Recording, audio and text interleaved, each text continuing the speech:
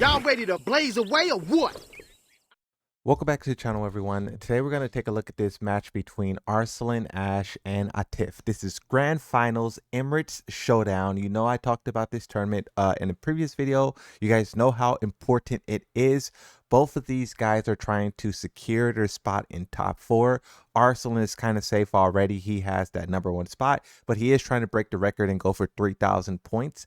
Atif, on the other hand, he's sitting at about 5, maybe 6 place on a leaderboard, and if he can beat Arslan Ash here, then he can claim one of those top 4 spots and and dethrone John Ding for third, I believe 4th place. And basically you would have you could have 3 Pakistanis in top 4. It would be Arslan, Farzin, Mogold, and Atif if he could beat Arslan Ash. But something that I did want to highlight about this match as well is that you see Atif pulling out the Bryan Fury. Now, he played Bryan Fury against, who was it?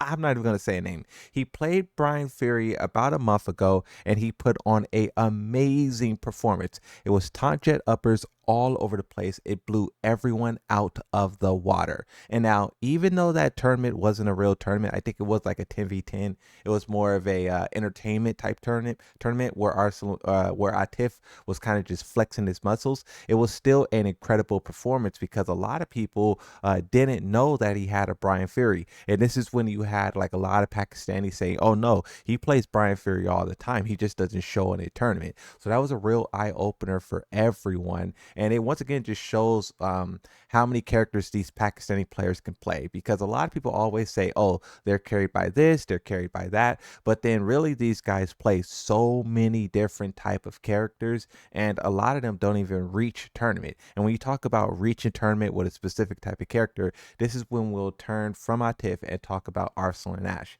because Arslan Ash was doing great work with Nina and Anna basically all year. When you talk about Nina, you can even go back into last year, right? And he's switching characters from Nina, Anna to Lydia and Asuka. Now, I bring up the question of why. I know Arslan is always looking for new characters to play, but his Nina looked pretty unstoppable, untouchable. So for him to switch off of that pick where he won 2 evos with already and go to Lydia, I mean, it's kind of crazy because everyone says that Anna's #1. Lydia's up there too. She's in a lot of people's top 5s, but why would you switch, But regardless, he did switch and he's playing her in this tournament and he's doing well. Now, I still haven't seen his Asuka, but we don't know if he'll pull the Asuka out or not. Jumping ahead a little bit, I do know he said on Twitter that he will be picking Dragunov, right? So that's the next character that he's going to be trying, which once again, I know he put Dragunov in his top 5, but why switch off of Anna? That's the biggest question mark. And I don't know, maybe when we see his Dragunov, maybe the LCQ somewhere around there, maybe TGU, maybe it would all make sense. But right now we have a incredible performance from Atif. He is putting on 3 rounds straight. He's doing a little bit of taunt right there. Arslan Ash taking a little sip of water.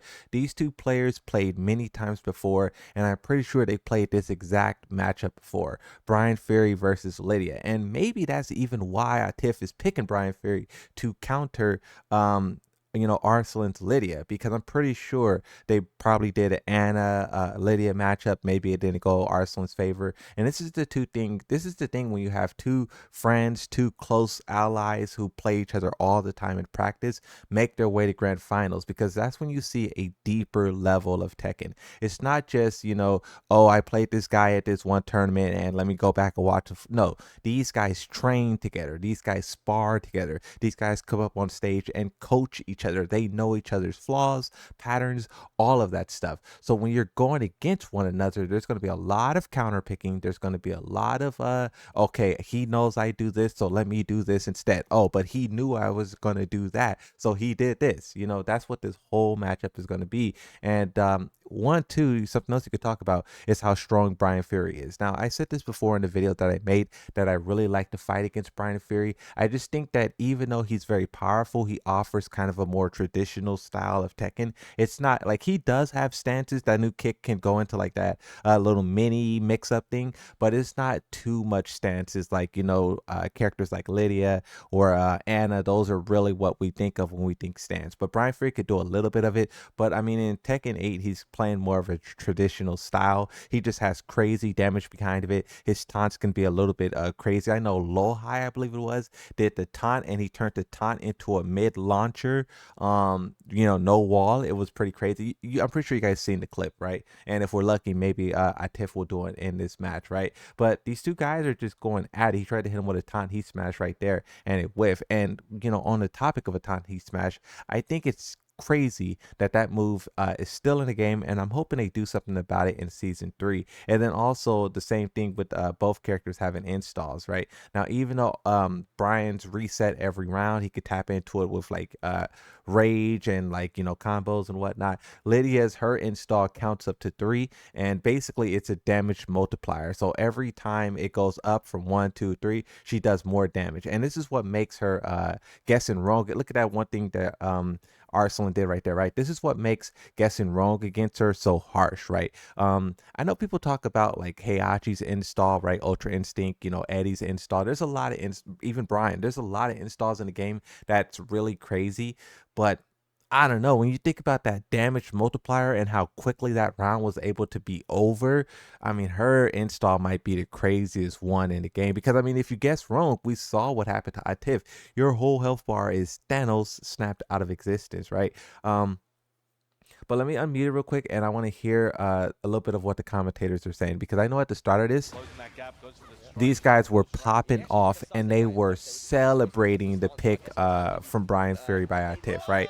Exactly my point. Taunt jet upper. Now he's going to take him to the wall and try to do big combos. One thing about Arslan or Bryan Fury as well is that his combos is his combos is crazy. The pressure is insane. He did one taunt jet upper to the wall, and then Arslan couldn't survive. That combo right there, that wall combo, 12 hits, 80 damage. This is the type of pressure that Bryan Fury can dish out, right? With these taunts, with these counter hits, and then also, what is it, quarter circle forward 1? That move is really good as well. And exactly as I said, right? That move is really good as well. And if you have the execution, if you have the skill to pull it off, you could put your opponent, tech roll, yeah, that worked. You could put your opponent in a very weird situation to where you basically just pressure them, right?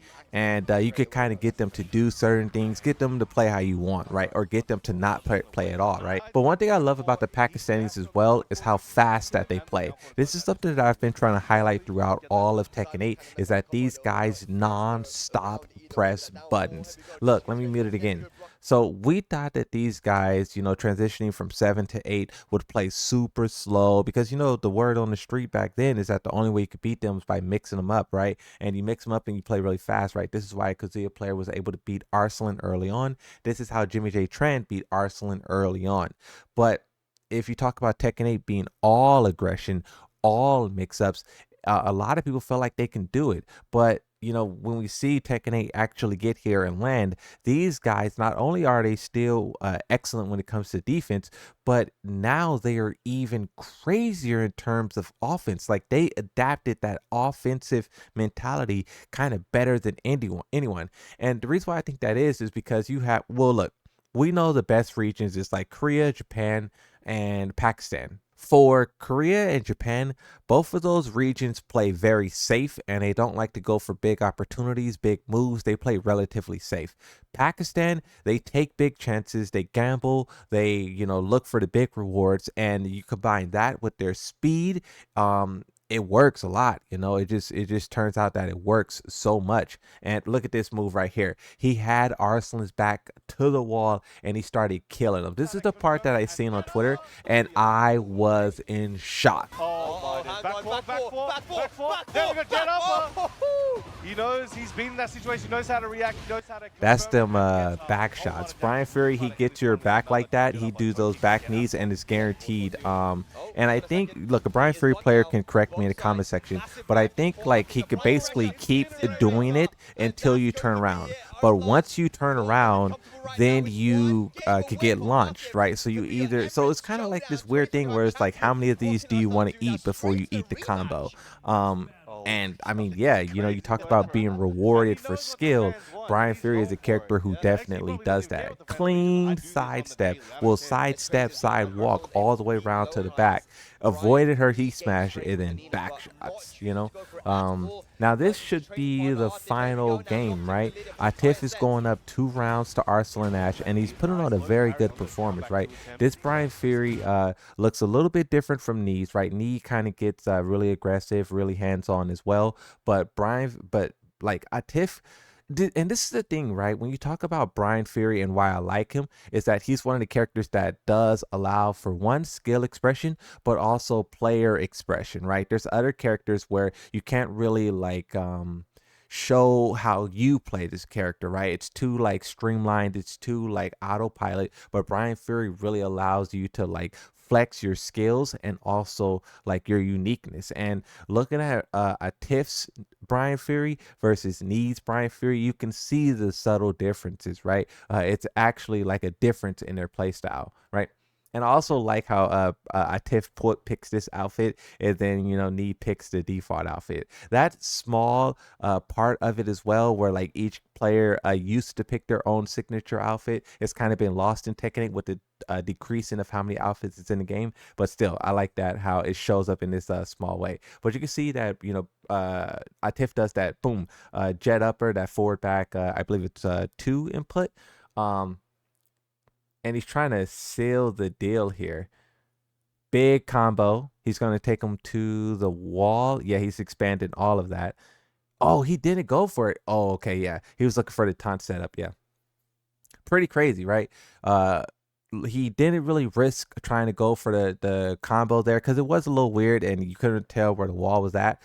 So he was trying to fill it out, and then he basically just put him in a taunt setup. And you can see that he keeps getting these big launches on Arslan.